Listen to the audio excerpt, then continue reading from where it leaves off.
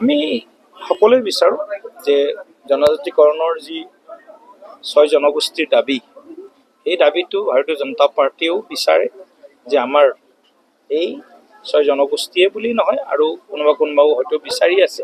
গতিকে জনজাতিকৰণৰ বিষয়টো নিশ্চিতভাৱে এটা সমাধানৰ দিশত যাব লাগে আৰু ভাৰতীয় জনতা পাৰ্টীয়ে বিচাৰে নৈতিক সমৰ্থন কৰাৰ লগতে আমাৰ দলেও এই ক্ষেত্ৰত আগন্তুক সময়তো চৰকাৰৰ ফালৰ পৰা বিশেষ এটা উদ্যোগ গ্ৰহণ কৰিব বুলি অসম চৰকাৰৰ মাননীয় মুখ্যমন্ত্ৰী হিমন্ত বিশ্ব শৰ্মা ডাঙৰীয়াই ঘোষণা কৰিছে। 25 নৱেম্বৰত মন্ত্ৰী গোটৰ প্ৰতিবেদন কেন্দ্ৰলৈ পঠিয়াব। গতিকে নিশ্চিতভাৱে এই প্ৰতিবেদনখন গুৰুত্বপূৰ্ণ হ'ব আমাৰ ফালৰ পৰা আমাৰ চৰকাৰৰ কৰিব লগা দিশ সন্দৰ্ভত।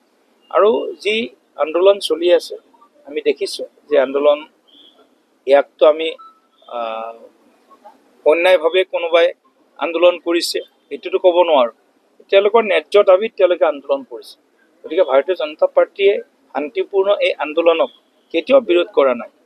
খালি এই কথাটোৱে সকলোৱে মনত ৰাখিব লাগে যে আন্দোলন কৰোঁতে যাতে শান্তিপূৰ্ণ আন্দোলন হয়, এই কথাটো যাতে কোনো পৰিস্থিতি নিয়ন্ত্ৰণৰ বাহিৰলৈ নাযায়, এই কথাটো সেই সংগঠন বা আমি চৰকাৰ জনতা সকলোৱে এই কথাখিনি দাবী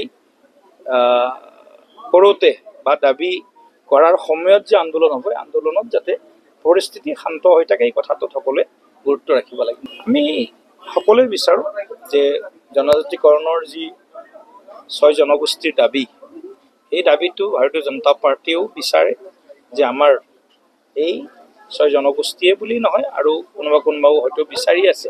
গতিকে জনজাতিকৰণৰ বিষয়টো নিশ্চিতভাৱে এটা সমাধানৰ দিশত যাব লাগে আৰু ভাৰতীয় জনতা পাৰ্টীয়ে বিচাৰে নৈতিক সমৰ্থন কৰাৰ লগতে আমাৰ দলেও এই ক্ষেত্ৰত আগন্তুক সময়তো চৰকাৰৰ ফালৰ পৰা বিশেষ এটা উদ্যোগ গ্ৰহণ কৰিব বুলি অসম চৰকাৰৰ মাননীয় মুখ্যমন্ত্ৰী হিমন্ত বিশ্ব শৰ্মা ডাঙৰীয়াই ঘোষণা কৰিছে। 25 নৱেম্বৰত মন্ত্ৰী গোটৰ প্ৰতিবেদন কেন্দ্ৰলৈ পঠিয়াব। গতিকে নিশ্চিতভাৱে এই প্ৰতিবেদনখন গুৰুত্বপূৰ্ণ হ'ব আমাৰ ফালৰ পৰা আমাৰ চৰকাৰৰ কৰিব লগা দিশ সন্দৰ্ভত। আৰু যি আন্দোলন চলি আছে আমি দেখিছোঁ যে আন্দোলন ইয়াকতো আমি অন্যায়ভাৱে কোনোবাই আন্দোলন কৰিছে এইটোতো ক'ব নোৱাৰোঁ। তেওঁলোকৰ ন্যায্য দাবীত তেওঁলোকে আন্দোলন কৰিছে। গতিকে ভাৰতীয় জনতা পাৰ্টীয়ে শান্তিপূৰ্ণ এই আন্দোলনক কেতিয়াও বিৰোধ কৰা নাই।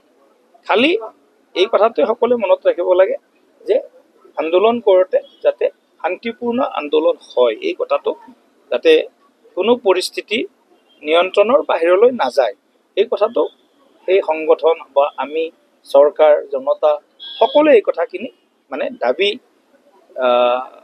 কৰোঁতে বা দাবী কৰাৰ সময়ত যে আন্দোলন হ'ব, আন্দোলনত যাতে পৰিস্থিতি শান্ত হৈ থাকে এই কথাটোত সকলোৱে গুৰুত্ব ৰাখিব লাগিব।